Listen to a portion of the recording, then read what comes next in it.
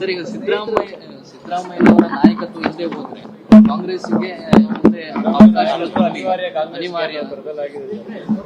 ಅದು ಕಾಂಗ್ರೆಸ್ಸಿಗೂ ಸಿದ್ದರಾಮಯ್ಯನಿಗೆ ಬಿಟ್ಟಿದ್ದು. ನನಗೆ ನಾವು ಸಿದ್ದರಾಮಯ್ಯನವ್ರನ್ನ ಭೇಟಿಯಾಗಿ ತುಂಬಾ ದಿವಸ ಆಯ್ತು. ಅವ್ರು ನಾನು ಭೇಟಿ ಆಗಕ್ಕೆ ಹೆದರ್ತಾ ಇದಾರೆ ಈಗ. ಆದ್ರೆ ಸ್ನೇಹ ಬೇರೆ, ರಾಜಕಾರಣ ಬೇರೆ. ಆ ಸ್ನೇಹ ಇದೆ, ಇನ್ನೂ ಇದೆ.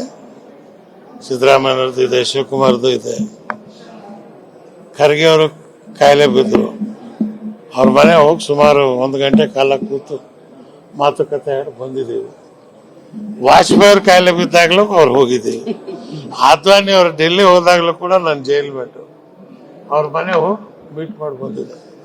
ಸೊ ಹಾಗಾಗಿ ರಾಜಕಾರಣದಲ್ಲಿ ಇದು ಚಲಿಸುವ ನದಿ ಚಲಿಸ್ತಾ ಇರತ್ತೆ.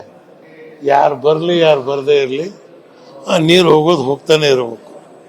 ಸೊ ಹಾಗಾಗಿ ನೋಡೋಣ, ನವೆಂಬರ್ ತಿಂಗಳಾದ್ಮೇಲೆ ರಾಜ್ಯದಲ್ಲಿ ಏನು ಅಲ್ಲೋಲ್ ಕಲ್ಲೋಲ್ ಆಗುತ್ತೆ, ಏನು ಬದಲಾವಣೆಗಳಾಗುತ್ತೆ ನಿರೀಕ್ಷೆ ಮಾಡ್ತಾ ಇದ್ದೀವಿ.